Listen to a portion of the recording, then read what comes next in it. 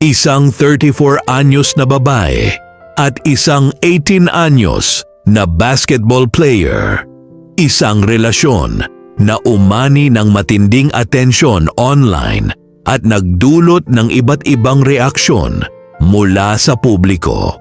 Pag-ibig nga ba ang tunay na dahilan?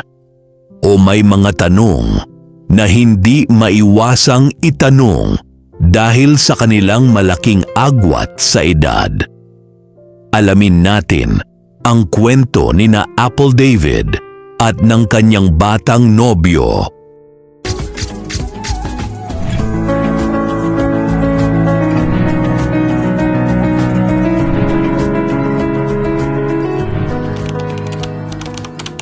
Sa panahon ngayon ay tila wala nang imposible pagdating sa pag-ibig.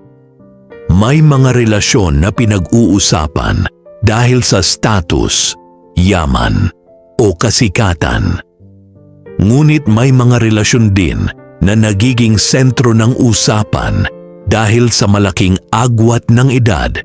Isa sa mga pinag-uusapan ngayon ay ang relasyon ni Apple David, 34 years old, at ng kanyang 18 years old na basketball player na nobyo.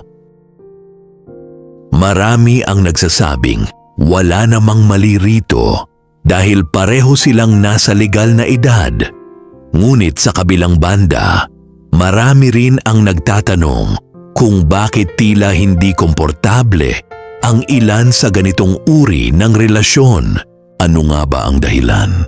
Ayon sa mga netizens, ang unang napapansin nila ay ang 16 years na agwat ng edad ng dalawa. Kung tutuusin, noong nagsisimula pa lamang mag-aral sa elementarya ang binata, nasa hustong gulang na si Apple.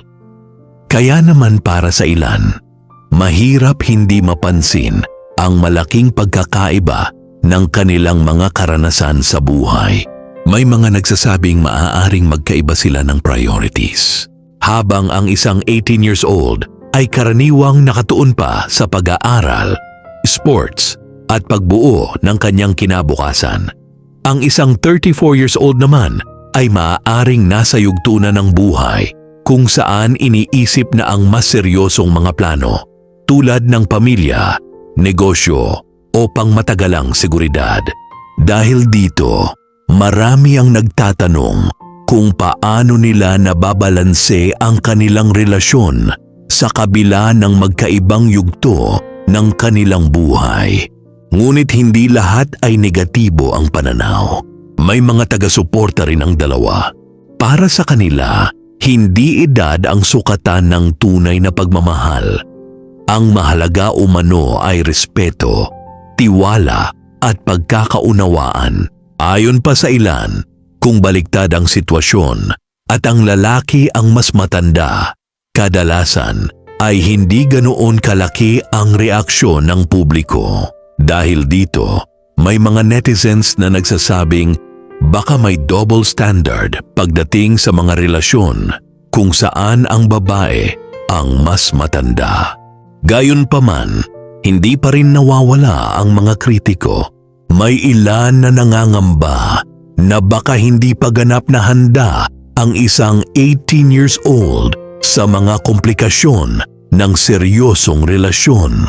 May iba naman na nagsasabing maaaring maapektuhan ang career ng batang basketball player, lalo na kung masyadong nakatuon ang atensyon ng publiko sa kanyang personal na buhay kaysa sa kanyang performance sa court.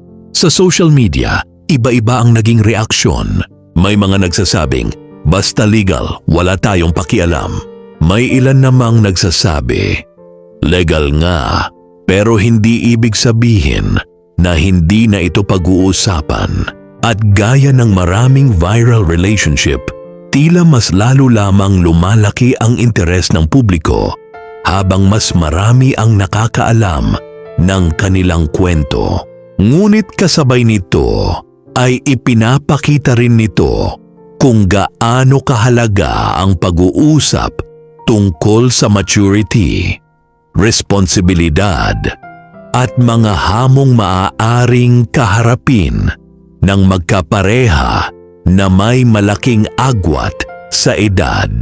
Ang pinakamahalaga pa rin ay ang respeto, pagkakaunawaan at kakayahang gumawa ng mga desisyong makabubuti para sa kanilang kinabukasan. At diyan nagtatapos ang ating kwento. Ano ang inyong masasabi sa relasyon ni na Apple David at ng kanyang 18 years old na basketball player na boyfriend? Ibahagi ang inyong opinion sa comment section. Huwag kalimutang mag-like, mag-share at mag-subscribe para sa mas marami pang kwentong pinag-uusapan online.